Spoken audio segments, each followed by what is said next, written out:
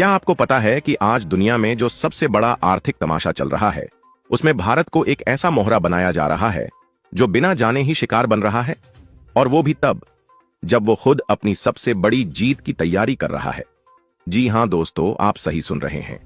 भारत ने कुछ महीने पहले एक ऐसा ऐतिहासिक समझौता किया जो न सिर्फ भारत को 100 अरब डॉलर की सीधी विदेशी पूंजी दिलवाने जा रहा है, बल्कि 1 लाख से ज्यादा नौकरियों की सीधी गारंटी भी दे रहा है। और यही नहीं, इस समझौते के तहत भारत के 14,500 से भी अधिक उत्पादों को यूरोप के बड़े बड़े बाजारों में जीरो टैक्स पर एंट्री मिलने वाली है। यानी अब भारत का माल बिना किसी शुल्क के सीधे उनके स्टोर रैक तक पहुंचेगा। और इस समझौते का नाम है भारत EFTA समझौता, और तारीख तय है 1 अक्टूबर 2025। लेकिन अब जो असली खेल सामने आ रहा है वो इस चमकदार समझौते की परछाई में छिपा है। और यही है वो सच्चाई जिसे जानकर आपके रोंगटे खड़े हो जाएंगे। वही यूरोप जो अभी अभी भारत के साथ यह समझौता कर रहा है, उसी यूरोप ने हाल ही में भारत को पत्र भेजकर सवाल उठाया है कि आप रूस के साथ इतना व्यापार क्यों कर रहे हैं, आप रूसी सामान क्यों आयात कर रहे हैं और फिर उसे प्रोसेस करके यूरोप क्यों भेज रहे हैं। भारत से जवाब मांगा गया है कि क्या वो रूस को यूरोपीय प्रतिबंधों से बचाने का रास्ता बन रहा है। अब आप खुद सोचिए, क्या ये कोई सामान्य सवाल है या एक कूटनीतिक धमकी। भारत का रूस से व्यापार करना क्या अपराध है? क्या कोई अंतरराष्ट्रीय कानून ऐसा है जो भारत को मना करता है? जवाब है नहीं। फिर यूरोप का यह हस्तक्षेप किस अधिकार से? क्या भारत की आजादी को चुनौती दी जा रही है?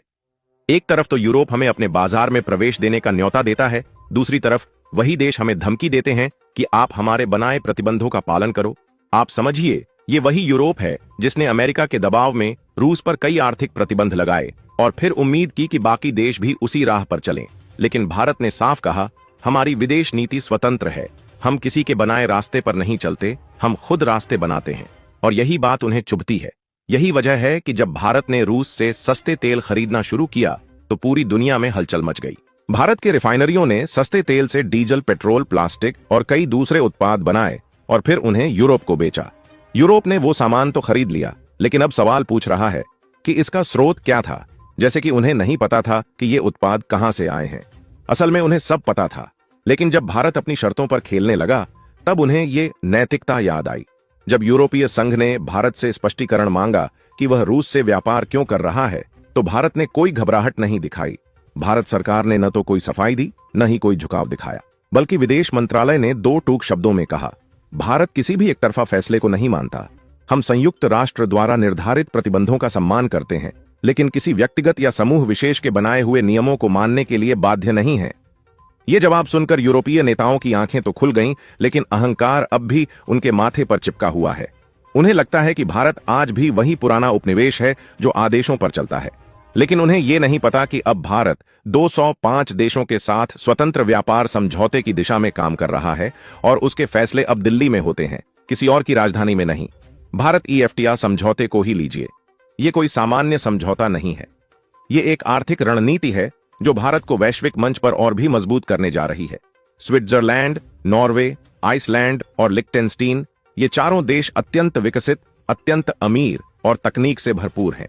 ये चारों चाहते हैं कि भारत उन्हें निवेश का एक स्थायी और भरोसेमंद गंतव्य प्रदान करे। इसी वजह से इन देशों ने मिलकर भारत को अगले 15 वर्षों में 100 अरब डॉलर निवेश का वादा किया है। पहले 10 वर्षों में 50 अरब डॉलर और फिर अगले 5 वर्षों में फिर से 50 अरब डॉलर। इससे भारत में 1 लाख से ज्यादा प्रत्यक्ष रोजगार पैदा होंगे। सोचिए, क्या ऐसा कोई देश होता है जो निवेश भी करे, व्यापारिक दरवाजे भी खोले और फिर दबाव भी बनाए? हाँ, अगर भारत यूरोप के किसी छोटे या कमजोर देश की तरह होता तो शायद डर जाता। लेकिन भारत अब वो नहीं रहा जिसे कोई डरा सके। ये वही भारत है जिसने कोरोना महामारी के समय में पूरी दुनिया को दवाइयां भेजीं, और आज वही भारत तकनीकी, सेवा और उत्पादन के क्षेत्र में सुपर पावर बनकर उभर रहा है।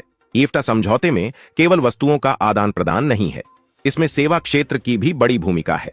14-15 से ज्यादा उत्पादों को जहां टैरिफ छूट मिलेगी, वहीं 205 सर्विस सेक्टर्स में भारत और EFTA देशों ने आपसी सहयोग की बात की है। इनमें IT, हेल्थ केयर, रिसर्च, कानून, बैंकिंग और प्रोफेशनल क्वालिफिकेशन जैसी चीजें शामिल हैं। यानी भारत के इंजीनियर, डॉक्टर, CA, साइंटिस्ट अब इन चारों देशों में बिना अतिरिक्त रुकावट के काम कर सकेंगे।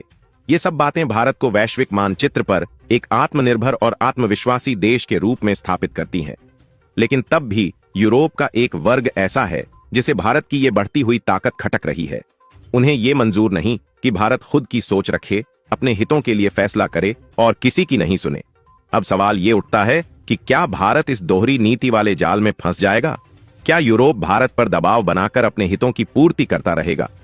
इसका तो जवाब है बिल्कुल नहीं, क्योंकि भारत अब ना तो कमजोर अर्थव्यवस्था है, ना ही कूटनीतिक रूप से अकेला।